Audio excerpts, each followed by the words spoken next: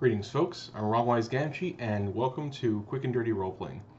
In this video, I'll talk about an attempt to do some Diceless roleplaying with a buddy of mine named Gus via text. The intention here was so that we can have a more flexible method of roleplay that could ideally accommodate 3 or 4 encounters a week, basically a session split up into respectable chunks of roleplay. At the time of our short-lived one-on-one RP, Gus was living in another country and his time zone was 1 hour later than mine.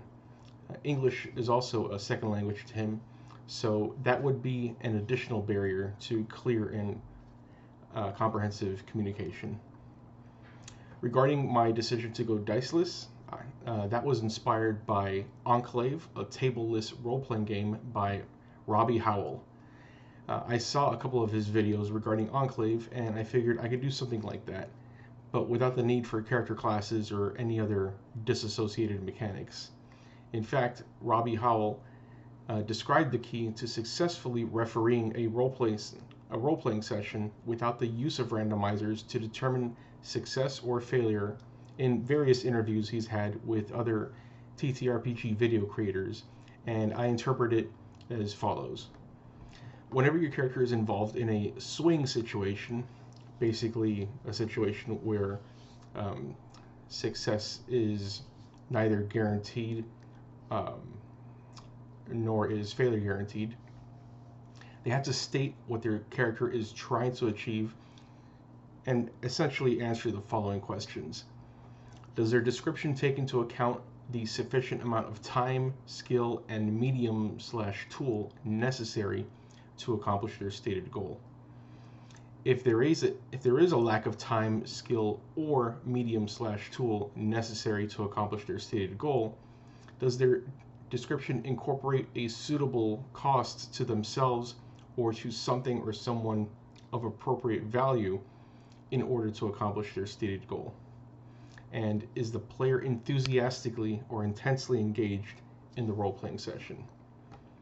The third point is akin to player incentive mechanics present in other games, something like, if the player contributed greatly to the overall enjoyment of the session, award them bonus XP. In this case, it would help to tip the scales in their favor in a non-diegetic manner, but in a way I don't mind, because I want the players to enthusiastically engage in the role-playing session, as opposed to them mentally checking out when not directly addressed by the GM. So that was my intention regarding this one-on-one Diceless RP via text. Now I'll go over the gameplay portions of our text to explore and analyze. As a heads up, the exploration and analysis will be unscripted, so expect plenty of pauses as I attempt to formulate my thoughts in the interim. Also, if you're familiar with the setting that Gus is role-playing, let me know what it is. Okay, so I start off explaining the premise. The year, somewhere between 1880 and 1890s. The place, an Italian-esque city named Krat. I say Italian-esque because the vast majority of the proper nouns used are Italian. Mom! At this point in time, Krat is widely known for being the most technologically advanced city in all the land, an academic hub for geniuses of various scientific and esoteric disciplines, most notably in alchemy and robotics. Until very recently, robots, called puppets, were responsible for doing the majority of the labor in Krat, from simple manual labor to administrative work to caretaking, and even to instruction, all abiding by a set of laws that forbade them from inflicting any harm on humans. For some inexplicable reason, however, the overwhelming majority of these puppets have gone haywire and started attacking and killing people on the streets. Those who have managed to survive are locked up tight, not daring to leave their safe havens for fear of being killed by former puppet servants. As for you, and this is me addressing Gus's character, you start to hear the voice of a young woman. Hello? Hello? Wake up. When your eyes open, you see a glowing blue holographic image of a butterfly. Wake up! We need you at the Krot Hotel. Hurry! This is the start of your journey. To which Gus replies, give me a moment. Archie hears that message still sleepy, then rubs his eyes, trying to come back to his senses. Okay, I'm awake. What's the hurry? So here, Gus just proactively names his character Archie, which I found to be, quite interesting. To which I reply, as just as a GM, do you rub your eyes with both hands or just one? If so, which one? That I ask in particular. So, depending on what, how he responds, that would dictate my reply, which would basically be, his senses, because one of the roles of the GM is to act as the senses for the players. And so he replies with one hand, the right one. To which I reply as a GM, as Archie rubs his eyes with his right hand, he notices that he can't move his facial muscles to say, okay, I'm awake. What's the hurry? Because prior, he put that in quotation marks, to which I interpreted that as his character actually speaking. And he notices the absence of any part of the human anatomy that is needed to speak: vocal cords, breathing, saliva production, etc. So here he's role-playing his character like as a human being. And when he does things that human beings would normally do, little by little, through my description, I'm hinting like at these irregularities to see if he himself would pick up on these things. And this is where I think the language comprehension challenges might come into play. We'll see. Immediately afterwards, he also registers that while he can register pressure on his eyelids as he rubs them, he doesn't register their temperature upon touching them. Meanwhile, the holographic butterfly flutters about and starts to fly away from him, leaving behind a trail of glowing blue glitter and a visible blue hue of fragrance, as she says, "Hurry, it's this way." Instinctively, Archie turns his head to look at his surroundings and immediately sees the following.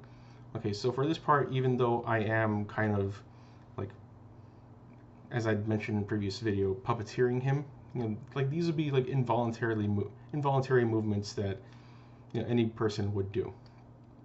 And so I start listing things that immediately catch his attention via bullet points. He's inside a poorly lit train car. Despite its rundown state, it looks very fancy. He's sitting on what seems to be a spacious barber chair. To the sides of the car are various tool stations with lots of mechanical components, as well as a couple of blackboards with equations and various diagrams of the human body and of human-shaped puppet anatomy. Starting from the shoulder, your left arm is a puppet prosthetic with no human skin covering it. Instead, it's armor-plated and every point of articulation is visible, kind of like a Spider-Man action figure. Your left wrist spins instinctively. That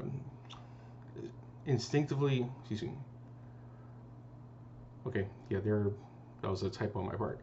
Your left wrist instinctively spins your hand 360 degrees clockwise, then counterclockwise when you look at it, almost as if it's telling you, "Look at what I can do." So there, more description into, I guess, like a mechanical part of his character's nature. And then he replies, after Archie realizes he can't move his facial muscles and can't speak, he thinks, "The fuck is going on?" And then he looks around and realizes the missing flesh arm. His face emoji changes, and he starts to get nervous, forgetting about the nice voice calling him. Oh, goodness. Okay, and so I reply. In his nervousness, Archie starts to breathe, not because he's running out of breath, but more like a way to regulate his temperature, similar to a motorized engine. He also notes that while he breathes, he can detect odor, but does not elicit any degree of pleasure or disgust.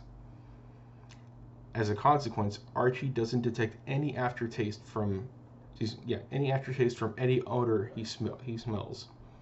What will Archie do?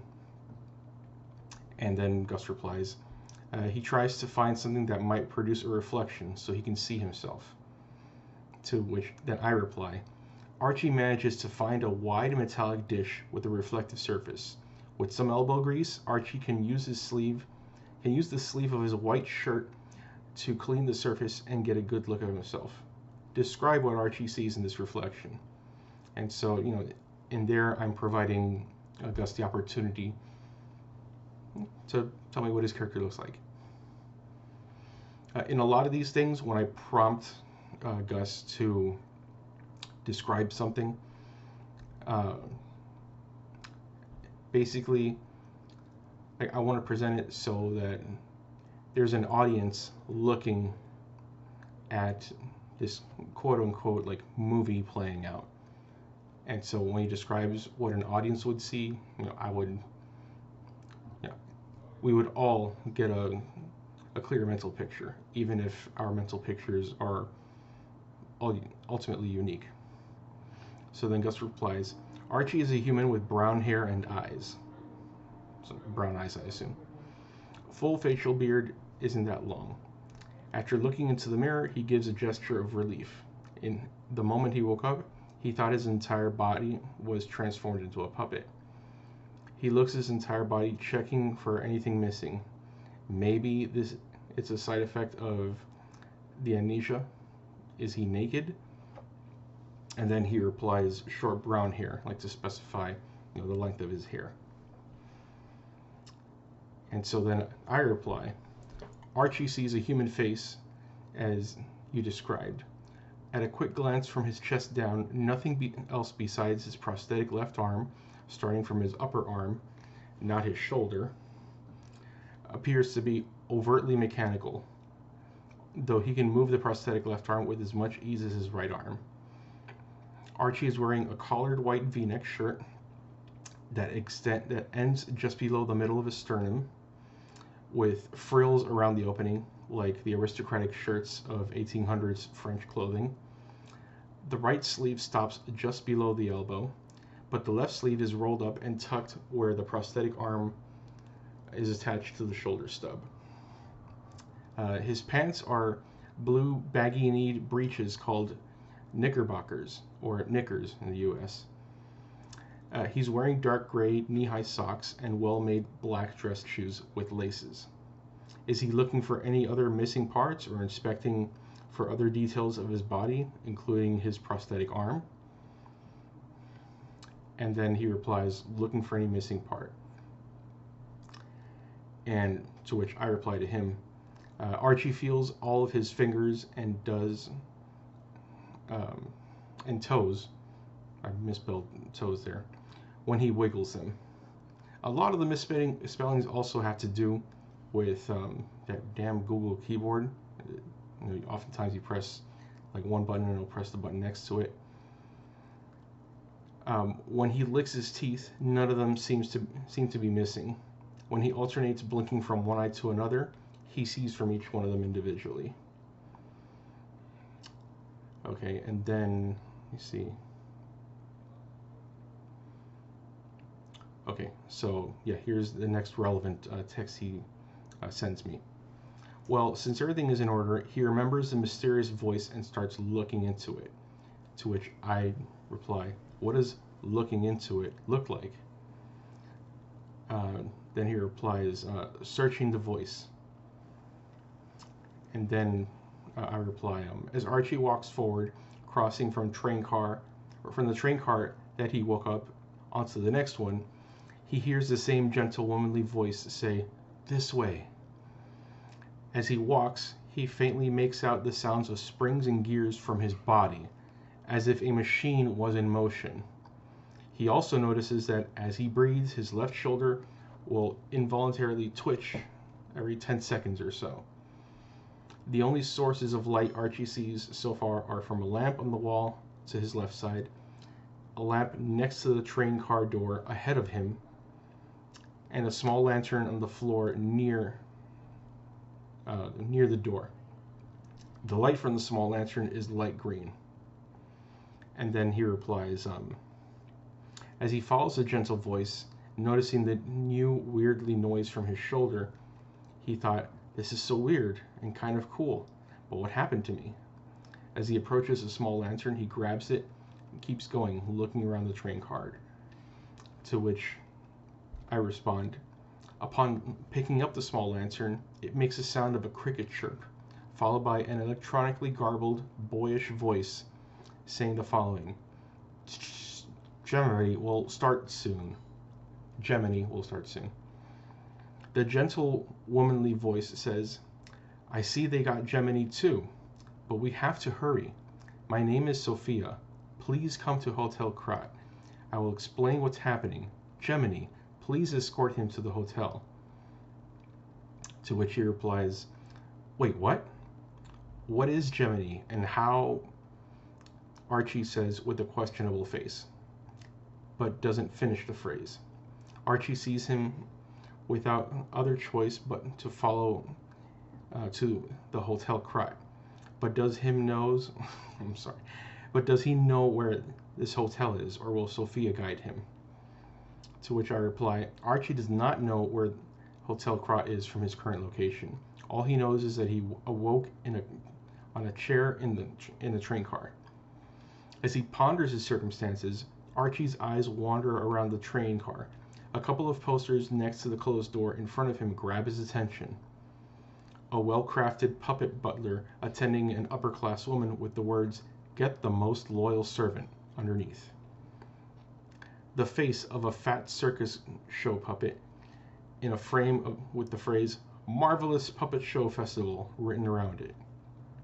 A train track system suspended 3 lines off the ground with the phrase, "VN line," to all parts of the world, written above and below the illustration. What does Archie do now? To which Gus replies, Archie thinks, Sophia said that Gemini will escort me to the hotel. So where is this Gemini? He said out loud. Well, since I'm in a train car, I will check this VN line. To which I reply, after asking where Gemini is, the small lantern Archie picked up chirped like a cricket and, in a statically garbled voice, says, Destination Hotel Krat. Recommend escaping from this location. Archie takes down the VN line poster and turns it around to see the other side. It's blank. What does Archie do now?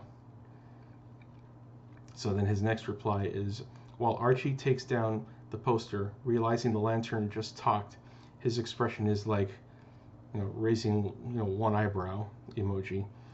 What the fuck? The lantern just talked? Okay, show me the safest way to the hotel. This is him actually, Archie talking to the lantern, to which I reply. The lantern's green light glows slightly brighter as it chirps and says, sensing no train car movement. Recommend escaping from this location. What does Archie do now? To which he replies, I do what the lantern says. So he's not describing what his character is actually doing. He's basically just saying, I follow instructions. So then that prompts me to ask, if I was watching this as a movie, what would this scene look like? Let's see. And then a long gap. Hold on a second.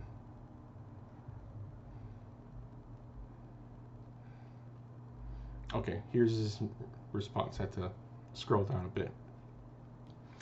Well, Archie hears the lantern speaking to him, then decides to look for the next exit. Is the lantern a regular size, like the ones you buy at a store? So then I reply, the lantern is about the size of a large soda at McDonald's. It has an intricate metal frame covering the transparent casing. It looks like glass. There is an emblem of a cricket designed on it. Inside of the transparent casing is where the faint greenish light emerges, and you notice a cricket-shaped puppet inside. The top of the lantern has a hoop. If it's something you can buy at a store, it would probably fetch a high price from antique collectors. As far as exits are concerned, there is the door in front of you, the one near where you found Gemini's lantern. He then replies, as Archie observes the little cricket puppet inside, Archie talks. Oh, hey, little guy. So, is that you talking in there? Archie expresses a relieved face while seeing that he is not going crazy. Archie proceeds to the door in front of him.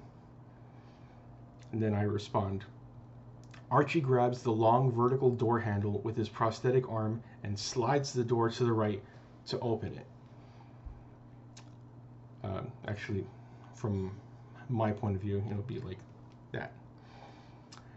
Right after that, you hear Sophia's voice say, let's get you out of there. Find something that might help.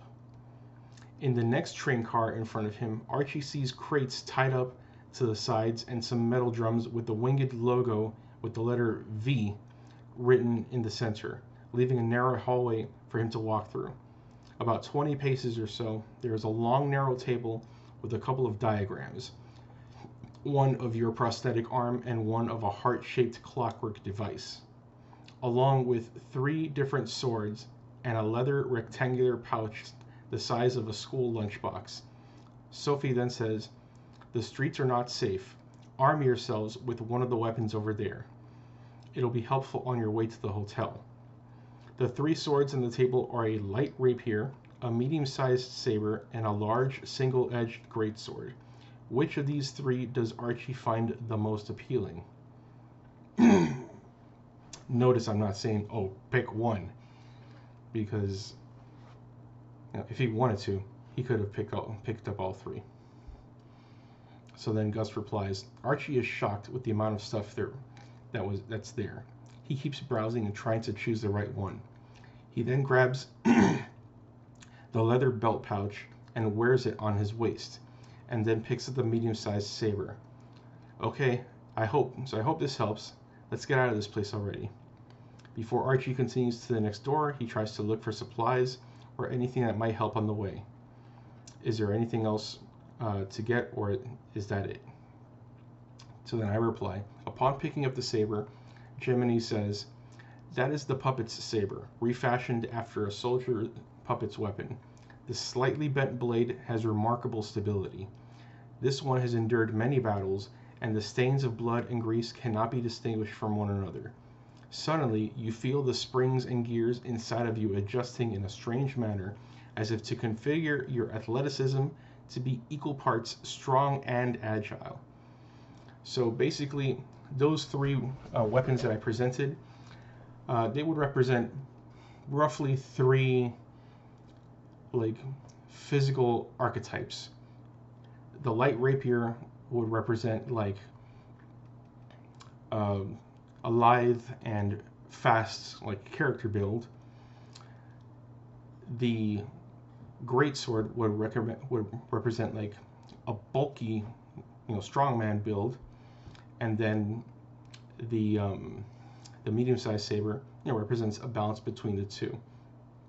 And so upon picking up the middle one, that's when his gears configured. I guess his body's not that.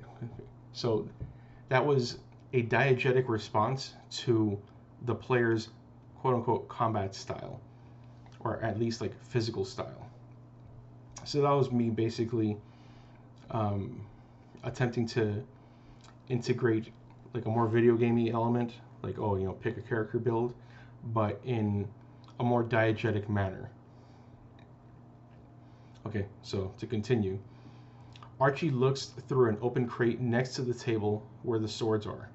In it are generic puppet parts, torso, arms, legs, a head, along with a cylindrical 5-inch device It has a transparent casing and a switch on top. It appears empty. Gemini says, that is a pulse cell, used by combat puppets to repair a certain amount of structural damage. This one seems to be discharged. Intense combat engagement will gradually charge the pulse cell, allowing for one use before discharge. So basically the pulse cell serves as a self-replenishing healing potion, but one that has to be replenished with a deliberate and specific effort. The exit to this train door is to your right. Sliding this door takes a bit more effort, as is noted by the sparks coming out of the prosthetic arm. When Archie steps outside, he sees a spacious train station with the signs indicating Track C and Track B. Archie came out of Track B. Walking towards the station, Archie sees 6 or 7 corpses of men and women of high society lying in pools of blood. Ahead of them is a blood-stained puppet station guard with red glowing eyes, wielding a stop-go paddle. Stop on one side, go on the other. Heading towards Archie in a clanky manner, raising his bloody paddle with murderous intent. What does Archie do now? So now, this is him going in. This is a combat scenario, fast approaching him. And so this is typically where dice would be employed much more. But I'll show you shortly how I attempted to handle that without the use of any randomizers. So then Gus replies, "Fuck, lol. I believe I got everything I need to proceed. Those generic parts can be used as armor." Archie sees the bloodbath in front of him and gets anxious. He swallows dried. His heart kind of beats a little faster than normal. Then he grabs his saber and prepares to fight. So then I replied, "Those puppet parts were not suitable for armor. That would be like strapping mannequin parts onto your body for protection. Completely impractical to move in." While Archie's mind feels anxious, his body and air circulation has maintained steady. So basically, this is me trying to indirectly but diegetically explain to him that he doesn't have adrenaline rushing through his body because he's not a human. Readying for confrontation, Archie maintains a safe distance to gauge the puppet station guard's speed, reflexes, and rhythm. It moves erratically but predictably, with enough striking speed and strength to dig into a person's skull with one blow. Fortunately for Archie, with proper attention and focus, he can easily evade its swing and land a powerful blow if he chooses to. What does Archie intend to do, and how does he intend to do it? Pretend I'm a blind person and I want you to describe the action in this scene to me. So here I'm trying to convey that this Archie character has enough battle experience and know-how to incorporate to analyze opponents' initial fighting stance so that he can make use of these details, as opposed to a non-combatant just being completely flooded with adrenaline, cortisol, sympathetic nervous system responses. That's not his character, or at least I'm trying to convey that that's not his character biologically. And so Gus replies, "Archie lets his body guide him, like he's dancing. When he sees an opening, he strikes his blow on the puppet's neck with the intention to stop it. After the final blow, Archie searches for his mainframe so he or the mysterious Sophia can search for a clue why a puppet is killing humans." Okay, scrolling down. Let's see.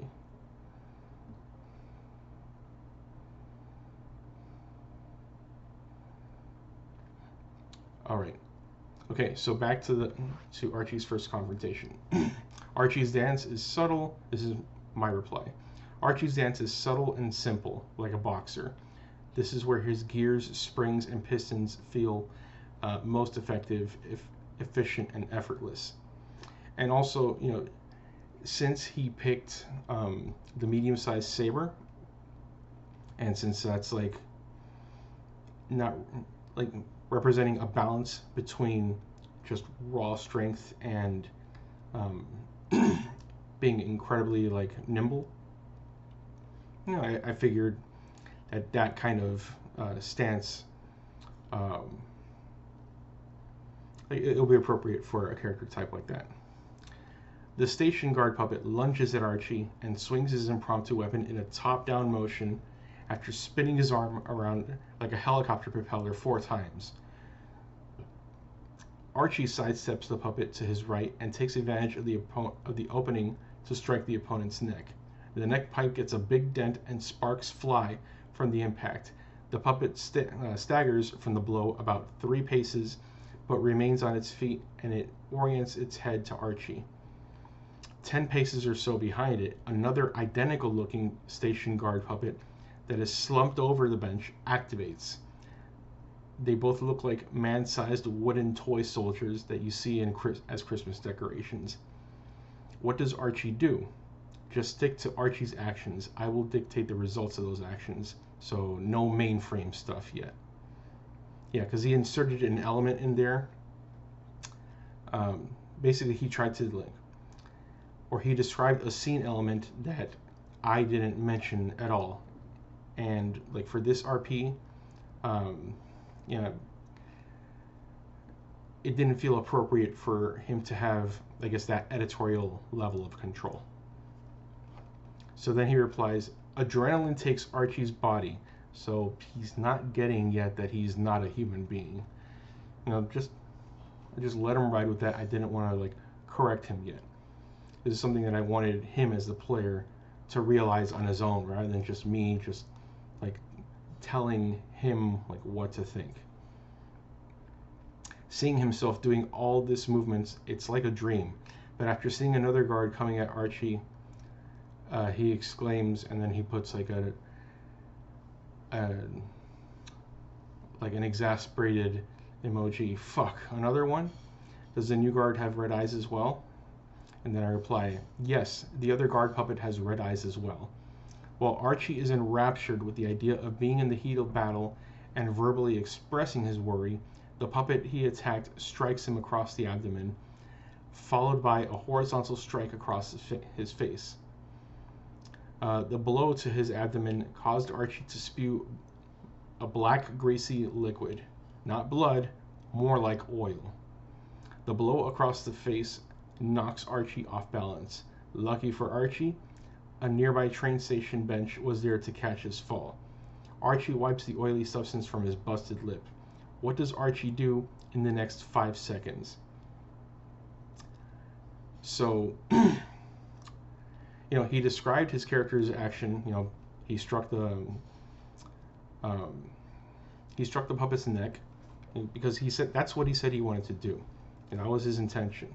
He didn't describe what he ultimately wanted to do, which was either to decapitate it or whatever. Since there's no damage system, no abstract measurements like hit points, everything is diegetic in Diceless roleplay, or more specifically, roleplay without randomizers.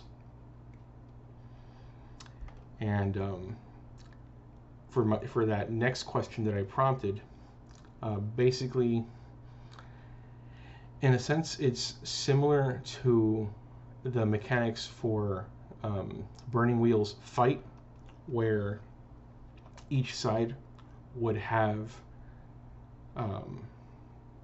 for their exchange, they would have a script of a certain amount of actions, typically 3 actions.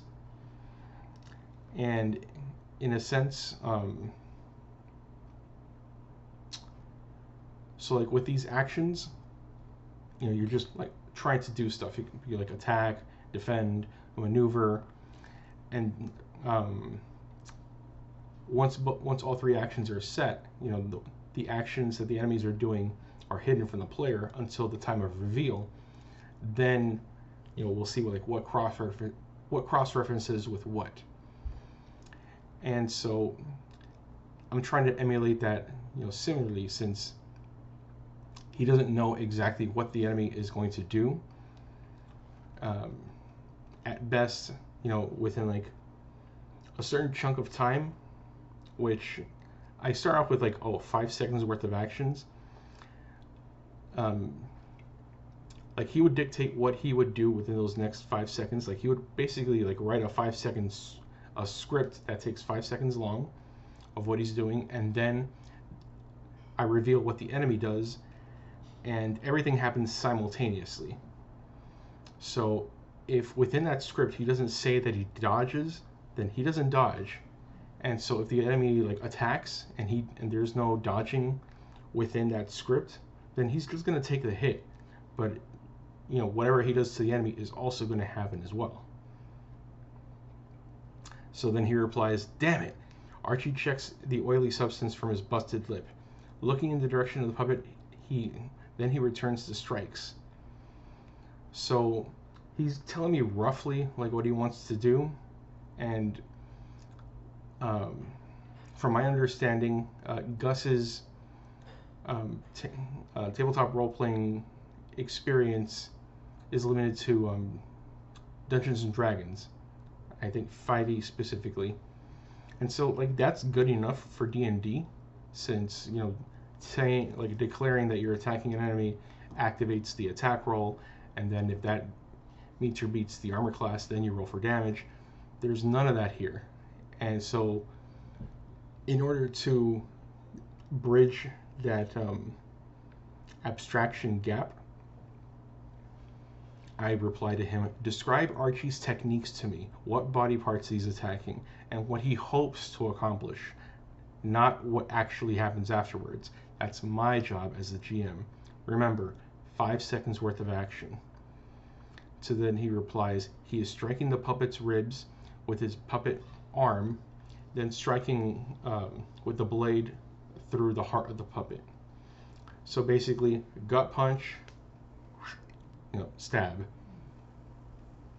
Even though he didn't describe what he wanted those things to do,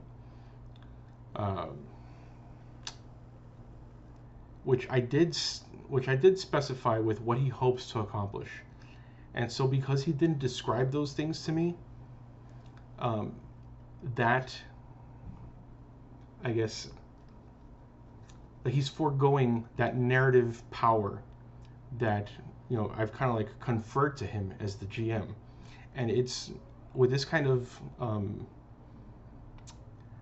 I guess diegetic system, that's what I'm trying to convey to him, but he just doesn't seem to get it. And so since he's not using that narrative authority that is conferred to him at that point in time, then that brings that responsibility to me, and there I have to make judgment calls, to which I try to make them as rational as possible, considering what is happening, the state that he's in, the state that the enemy is in, etc., etc. So then I reply, "The prosthetic arm punch puts a fist-sized dent onto the puppet's chassis, where the ribs would be on the human body. As the puppet staggers backward from the blow, Archie stabs the puppet where the heart would be. Sparks fly from the blade-wide gap, and the puppet shakes uncontrollably for a few seconds before deactivating. The red light in his eyes goes dim, and its head slumps towards the direction of the dent in his neck. The second puppet that activated a moment ago is closing the distance towards Archie, right arm spinning with the stop-go sign in hand. What does Archie do in the next second?" So I'm varying up basically the exchange time allotment, I guess, to spotlight like actions in order to make this also, you know, more of a cinematic experience. And you know, and since I'm shortening it to like the next second, that also, since it's a 1 second exchange, that means that he's only subject to 1 second's worth of the puppet's action, like against him. So, you know, in that way, it feels kind of like a quick time event in a video game, which I find to be like very dramatic. So then he replies, after defeating the first guard, he prepares himself for the next one. He will dodge the guard's first attack, then he will do the same, the punch, falling through, strike through the quote-unquote heart. And then I reply, describe Archie's dodging technique and the direction he dodges to. Again, you know, like I'm asking him to be like very specific so that I would know how to reply. Because the less specific things are, you know, the more abstraction there is, and it ultimately leaves more room, I guess, when something bad happens to his character, like I would have less plausible deniability, so to speak, and ultimately it wouldn't be fair, you know, on either side, and then time would be spent like clarifying things. Okay, so then he says, like the boxing one, that he dodges down. Dodges down, okay? For me, a dodge down is you're ducking. And this is from how I described right arm spinning with stop-go sign. So previously, when I described that kind of mechanism, like the spinning right arm, you know, it would be a vertical spin. You know, he doesn't have to like swing his arm around like that because the puppet soldier doesn't have like ligaments to account for, so he can just like do a direct propeller like swing. And so he's dodging down with the hopes of avoiding an attack that goes from the top down. So then let me describe what happens. Archie ducks, but gets hit hard on his head from the second guard puppet's top-down chop. Archie plops on his butt from the blow, accidentally avoiding the follow-up horizontal strike to the face. You know, so I'm following up basically the physics that are going on. You know, if he's going to be like plopped down, then of course, you know, the robot is going to miss that strike to the face. And also, I don't know if you've noticed by now, but these robots have attack patterns that they just do like over and over again, and because they're robots. You know, it wouldn't make that much sense if you were fighting like another conscious creature that you know, has a sympathetic nervous system. But here, you know, this is something that with enough attention, a player would notice, or I think would notice, and then like incorporate into their descriptions. And that's their skill at not only comprehension, but in appropriate adaptation, you know, to survive. That would make the player a better player, so to speak. Okay, to continue. Gemini's lantern chirps as it says, "Warning, warning.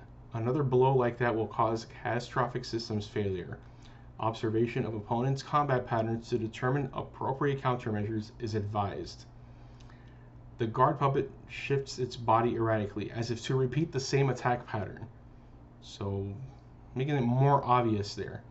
Because even though he might not be noticing it, Archie's noticing it, you know. So there I'm trying to let the player know of the in-character knowledge that his character is getting. So it's like putting two and two together. Archie is currently on his butt, Vision partially obscured from the oil spilling from his head wound. What does Archie do in the next 5 seconds? So now I've widened the next exchange to 5 seconds because like he's getting his fucking ass kicked, and when you're getting throttled in a fight, like basically they're just saying, it goes like every hit you take brings you down like one color belt. So this is kind of like what's happening to Archie. So then Gus replies, I will quickly clean the oil from my eye and do what the lantern says so I can avoid the same attack. So then I reply, are you going to do that while sitting on the floor? On the floor? Archie, not you. Remember, we're not using dice to determine the outcomes of our actions, so there's much more emphasis on precise description of action. So this is me like going a bit more out of character because he doesn't seem to be getting it, and like ultimately like it's like it's a failure state that is happening directly as a consequence of his description of his character's actions. So then he replies, so I will clean first my eye while sitting down and then get up to prepare myself. Again, more like non-specific language.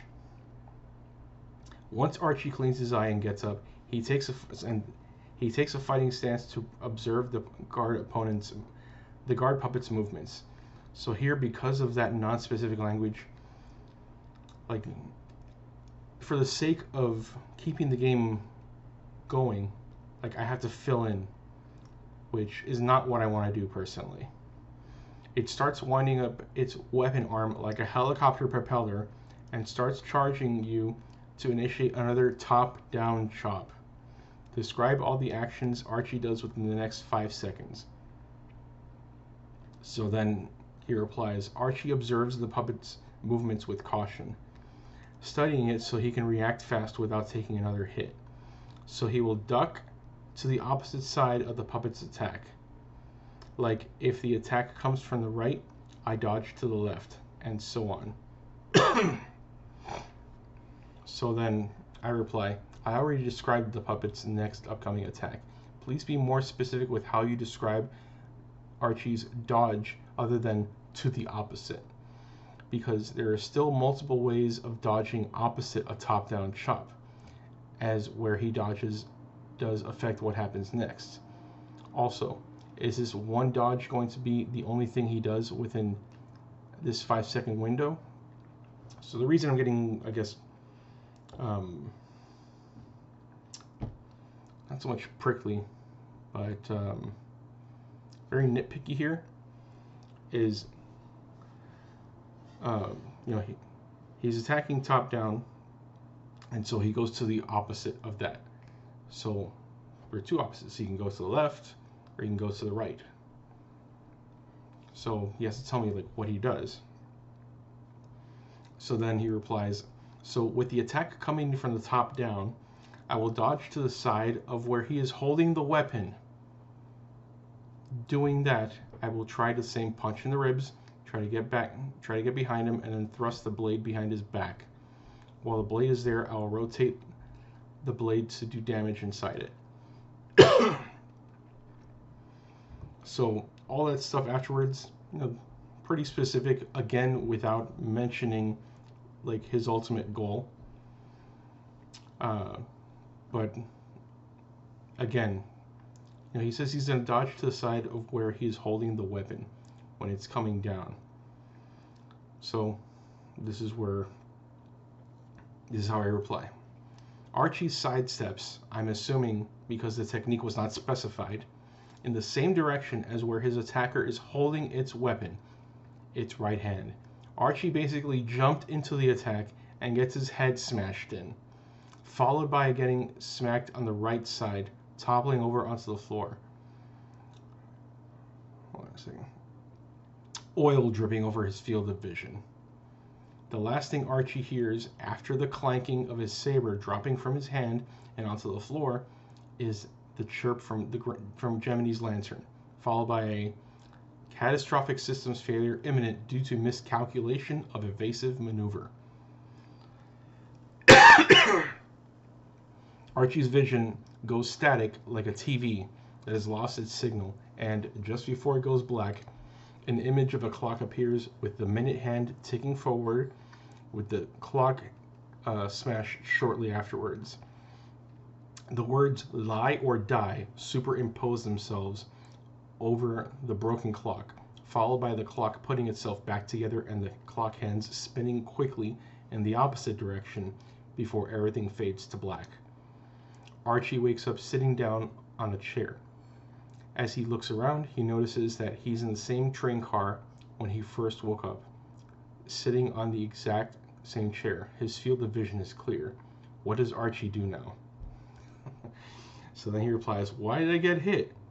If I said he would dodge to the side." And so I replied, saying, "When I asked what side Archie dodged into, you said I will dodge to the side of where he is holding the weapon. Because the dodge technique wasn't specified, my default assumption is that his dodging technique is a sidestep. Since he sidestepped to where the puppet is holding its weapon, and I described that it's holding a top-down chop, Archie sidestepped onto the attack and got hit. I understand that describing two combatants doing things simultaneously with only words requires more mental effort than looking at it like a video game, but the nature of this activity requires us to use our imagination and to do our best in comprehending what others are communicating. Since we're not using any game system to manage a combat scene as its own separate minigame, the skills that we have to use and improve on are comprehension, precise description, and asking clarifying questions. It is best to avoid making assumptions, because when we make assumptions in this format, the outcomes that occur afterwards are both unexpected and often negative, but they do make for great learning experiences. Also, the last thing you say takes precedence over stuff said earlier if there is a contradiction between the two. First, you said you dodged in the opposite direction of the attack, but did not say which direction. Then you said you dodged into the direction of where the attacker held his weapon, so you moved into his weapon. Simply saying you dodged something doesn't mean you avoid the attack if the way you described it makes it so you actually move yourself in the path of the attack. Describing moving in the direction of the attack is not dodging it, even if you use the word dodge. How you describe things matters more than simply stating the general goal of what you want to achieve without detailed description. Just try sticking to specific descriptions, and if I ask what your intended goal is, tell me afterwards so that I have a better idea of the overall context of the situation. Whenever you're able and willing to do so, please let me know if you need me to clarify something or if you understood everything I said. Also, please share your ideas on how we can understand each other better to reduce misunderstandings like these. Misunderstandings are opportunities for development, not mistakes to avoid. To which he replies, "Okay, if I got into situations that I need to describe in more detail, I will send you a voice message. I really have difficulties describing in words. My dodge action was not to get hit with a movement, moving my entire body to avoid the miss." And then he sends a GIF of a woman who has something thrown at her off to the side, and then she leans back as it like passes her vertically. So she basically avoided. I think it was like let me see what it is. It looked like a container or something that would have hit her like across the face. And then he replies, "Something like this, but from an attack coming up down, I would move horizontally to the side." So basically,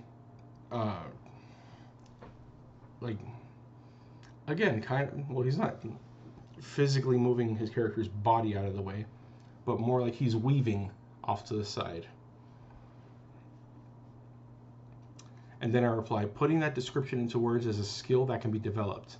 In the context of this roleplay, using GIFs like this is also useful. if that helps you describe your actions. I urge you not to rely too much on them, though, and try practicing text-based description whenever possible, even if you have to write it in your native language first and then use Google Translate to English. Let's see.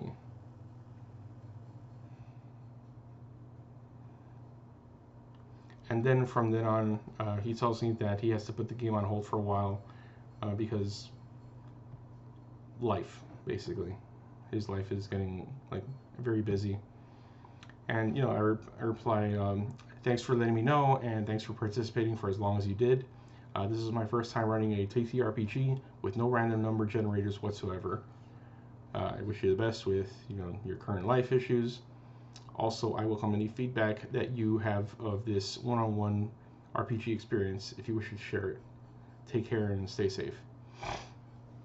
So, yeah, that's the conclusion of, I guess, my attempt to do one-on-one Diceless role-playing, via text. Let me know what you think, in the comments. Keep it relevant and respectful. And until then, take care and play to find out what happens.